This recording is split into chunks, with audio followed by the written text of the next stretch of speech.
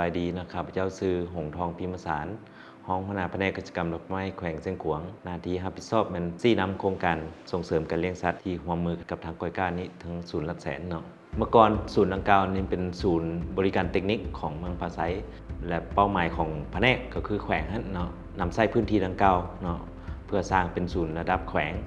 โดยได้รับการสนับสนุนจากทางก้อยก้านี้ฉะนั้นจะเอาศูนย์ดังกล่าวนี้เอา2จุดนี้มารวมเข้ากันเป็นบอนเดียวกันเพื่อสร้างให้เป็นศูนย์ดังกล่าวเนาะจุดริเริ่มของโครงการพื้นฐานก็อิงแซวว่าแขวงเชียงขวางเป็นแขวงหนึ่งถือเอาเวียกงานเลี้ยงสัตว์เป็นบูรณาธิอันดับหนึ่งเนาะทางองค์การก้อยก้าเพิ่นก็ได้สร้างโครงการนี้ดังกล่าวนี้ขึ้นมาเนาะโดยเฉพาะมันเพิ่นได้ให้งบประมาณทั้งหมดมัน$600,000เนาะเพื่อจะทุ่มเข้ามาในการเฮ็ดโครงการดังกล่าวเนาะในนั้นเพิ่นก็ได้สนองว่าเรื่องงานปลูกโครงสร้างโครงล่างนี้เนาะโดยเฉพาะมันมีห้องการเนาะมีห้องแลบเนาะแล้วก็มีสร้างเมียนรถแล้วก็มีคอกงัวแล้วก็จุดผลิตอาหารสัตว์เนาะอยู่ในขอบเขตของนี้ได้เวียกงานส่งเสริมมันเฮาได้เฮ็ดอยู่ใน2เมือง9บ้านนะมีทางเมืองแปลง2บ้านเมืองผาไซนี่7บ้านผู้ที่ร่วมเวียกเท่ามัน70ครอบครัวในกลุ่มนี้มันเฮาได้ส่งเสริมมันมันสนองน้ำเสื้อและเฮ็ดการผสมมันเทียมร่วมกับครอบครัวเนาะอัน2เฮาได้สนองว่าเรื่องเทคนิคและก็วิธีการบำรุงรักษาผลิตอาหารสัตว์เนาะอัน3มันเว้าเรื่องส่งเสริมการ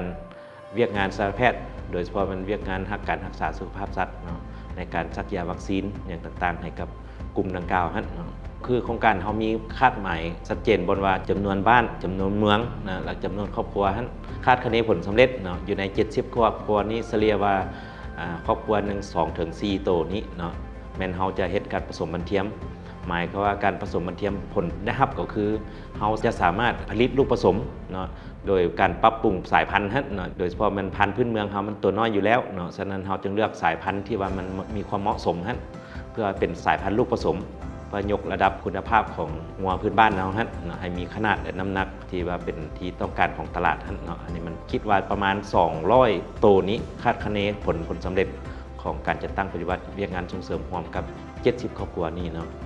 ภายหลังที่เขาได้เฮ็ดการฝึกอบรมการจัดซื้อจัดจ้างได้รับอุปกรณ์ครบทุกอย่างแล้วเนาะแสดงว่าได้อำนวยความสะดวกเนาะให้กับทางวิชาการโดยเฉพาะมันเรื่องความรู้ความสามารถเนาะเรื่องทักษะต่างๆที่ได้ฝึกมาแล้วเนาะอัน2มีอุปกรณ์ที่ค่อนข้างทันสมัยเป็นเครื่องมือที่ให้ความสะดวกในการเฮ็ดเวียกร่วมกับชาวบ้านเนาะมันได้เพิ่มทักษะและให้ความสะดวกให้กับวิชาการสามารถเฮ็ดเวียกงานส่งเสริมร่วมกับชาวบ้านได้เนาะคาดคะเนเนาะผลได้รับของระยะยาวและข้าเจ้าหากเห็นว่าขนาดของสัตว์ข้าเจ้าเนาะมันดีขึ้นเนาะขายได้ราคาดีเพราะว่ามันเป็นสัตว์ที่ว่าลูกผสมมันมีน้ำหนักเนาะอันนี้มันจะเป็นตัวหนึ่งเจตให้ข้าเจ้าว่ามีความสนใจและความดึงดูดใจให้ข้าเจ้าคิดว่ามันจะเป็นผลประโยชน์สำหรับข้าเจ้าเองเนาะโดยเฉพาะมันเว้าเรื่องความรู้ความเข้าใจในการรักษาสุขภาพสัตว์ความรู้ความเข้าใจในการ